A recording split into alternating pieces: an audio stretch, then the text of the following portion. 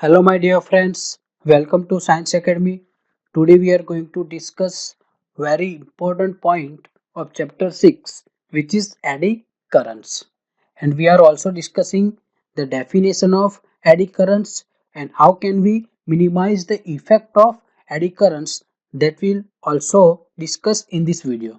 Right. So let's start the very important topic of chapter 6, eddy currents. Generally, electric current induced in a conductor like circular loops like this.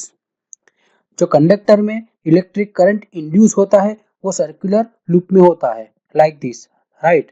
यहाँ पे ये जो current है वो circular loop के form में है, right.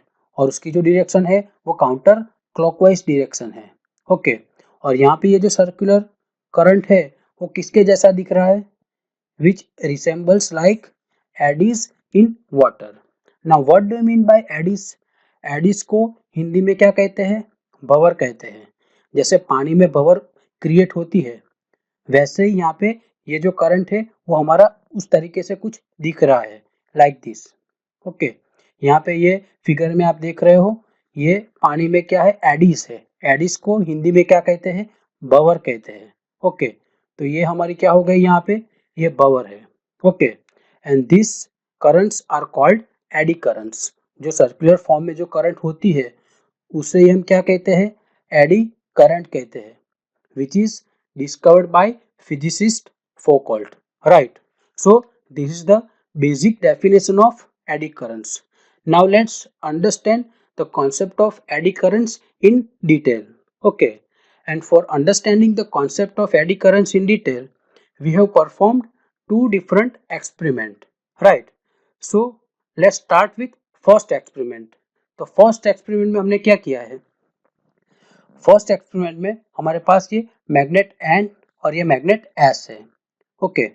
और मैग्नेट होगा तो दोनों के बीच में मैग्नेटिक फील्ड होगा और वो जो मैग्नेटिक फील्ड है वो magnetic field from north to south होगा लाइक दिस, राइट। ये जो मैग्नेट होगा तो मैग्नेट के बीच में जो मैग्नेटिक फील्ड बनेगा वो magnetic field from north to south होगा, राइट।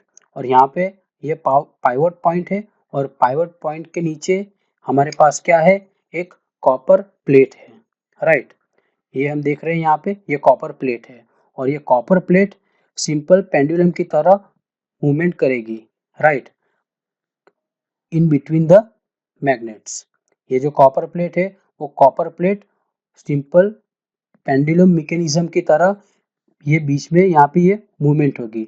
जब ये कॉपर प्लेट यहाँ से ये पोजीशन पे आएगी तो क्या होगा, बीच में तो मैग्नेटिक फील्ड है तो ये copper plate magnetic field cut करेगी और जब ये मैग्नेटिक फील्ड कट करेगी और जो मैग्नेटिक फील्ड कट होता है उसकी वैल्यू चेंज होगी तो क्या होगा, वहाँ पे ईएमएफ इंड्यूस्ड होगा और जब ईएमएफ इंड्यूस होता है तो करंट भी इंड्यूस होगा। So ultimately when this copper plate moves between this magnet and it cuts the magnetic flux, and if the value of flux linked with this plate is changes, the EMF is induced, and due to this EMF the current is induced in the copper plate and this current is known as eddy currents, right।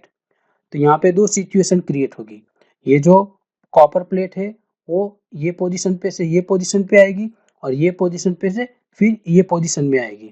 तो दोनों में हम देख सकते हैं यहाँ पे जो इंड्यूस करंट है, जो एडी करंट है उसकी जो डायरेक्शन है वो काउंटर क्लॉकवाइज है और यहाँ पे जो एडी करंट है उसकी डायरेक्शन क्लॉकवाइज है।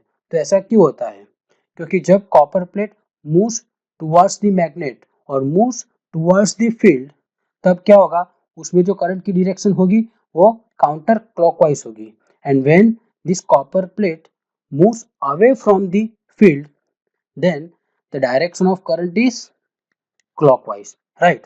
तो हमें यहाँ पे करंट की दो डायरेक्शन मिलेगी, जब कॉपर प्लेट मैग्नेटिक फील्ड में जाएगी और दूसरी जब कॉपर प्लेट मैग्नेटिक फील्ड से दूर जाएगी, राइट।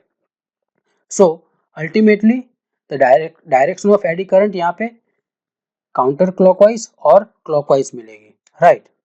सो जब यहाँ पे ये काउंटर क्लॉकवाइज और क्लॉकवाइज दो डायरेक्शन करंट की होगी तो क्या होगा, करंट और दो करंट अपोजिट डायरेक्शन में होगा तो अल्टीमेटली जो मोशन होगी प्लेट की, वो प्लेट की मोशन डैम्प्ड हो जाएगी। मीन्स डैम्प का मतलब क्या हुआ, थोड़ी देर तक यहाँ पे ये कॉपर प्लेट है वो सिंपल पेंडुलम की तरह मूवमेंट करेगी और after some time and in a little while the plate comes to a halt, right. तो कुछ फर्स्ट केस में इस तरीके से होगा, जब कॉपर प्लेट की मूवमेंट होगी सिंपल पेंडुलम की तरह, लेकिन थोड़े टाइम के बाद वो कॉपर प्लेट मैग्नेटिक फील्ड में कुछ यहाँ पे स्टेडी हो जाएगी, राइट। ये हमारा पाइवोट पॉइंट है और ये हमारी कॉपर प्लेट। तो after some time this copper plate becomes stationary in magnetic field, right.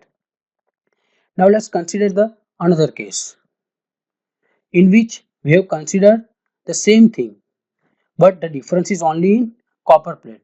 यहाँ पे ये जो कॉपर प्लेट है वो कॉपर प्लेट में रेक्टेंगुलर स्लॉट हमने कंसिडर किए हैं, ओके। यहाँ पे हम देख सकते हैं ये जो स्लॉट है वो रेक्टेंगुलर स्लॉट है और जब ये यहाँ पे स्लॉट रेक्टेंगुलर स्लॉट हो गए मीन्स ये छोटे छोटे स्लॉट बन जाएंगे तो करंट को सर्कुलेट होने के लिए एरिया कम मिलेगा, right. The area available to the flow of eddy current is less.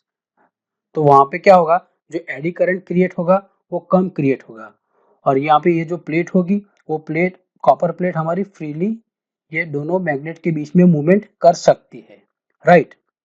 The plate with holes और slot reduces electromagnetic damping and the plate swings more freely.